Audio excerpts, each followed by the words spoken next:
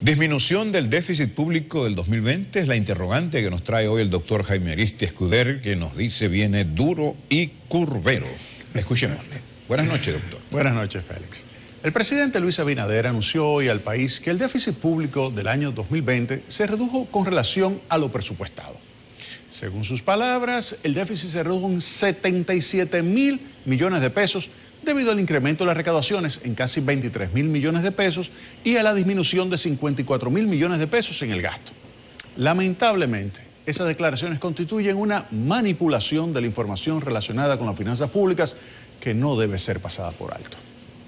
En el presupuesto general del Estado del 2020, elaborado y aprobado a finales del año 2019, se cuantificó un déficit público de 110.000 millones de pesos, equivalente a 2.2% del Producto Interno Bruto. Al cierre del año 2020, debido a la pandemia del COVID-19, se registró un déficit público de 345.000 millones de pesos, equivalente a un 7.7% del PIB. En consecuencia, lo correcto es decir que en el año 2020 el déficit público se incrementó en 235.000 millones de pesos, el equivalente a 5.4% del PIB. El aumento del déficit público en el año 2020 se explica por la reducción de los ingresos y el aumento de los gastos gubernamentales. Los ingresos públicos cayeron en 118.000 millones de pesos respecto al presupuesto del año 2020, debido a la recesión económica provocada por las medidas adoptadas para enfrentar el COVID-19. Asimismo, los gastos públicos se incrementaron en 117.000 millones de pesos respecto al presupuesto del año 2020, debido a las ayudas sociales y a las mayores erogaciones en salud pública. En septiembre del año 2020, el gobierno actual realizó un reajuste del presupuesto, llevando el déficit público proyectado a un 9.4% del PIB.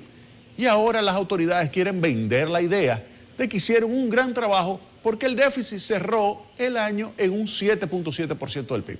Ese resultado, a diferencia de lo que opinan el presidente Abinader y su ministro de Hacienda, Jochi Vicente, se explica por dos elementos negativos.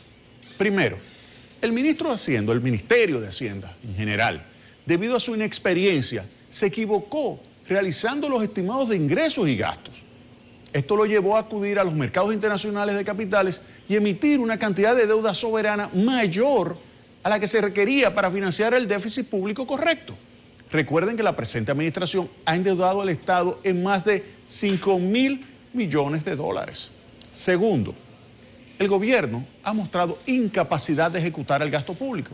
En efecto, dado que se ha despedido a una cantidad importante de funcionarios públicos que tenían décadas de experiencia, quienes fueron reemplazados por personas novatas, el gobierno no ha podido ejecutar los gastos al ritmo adecuado.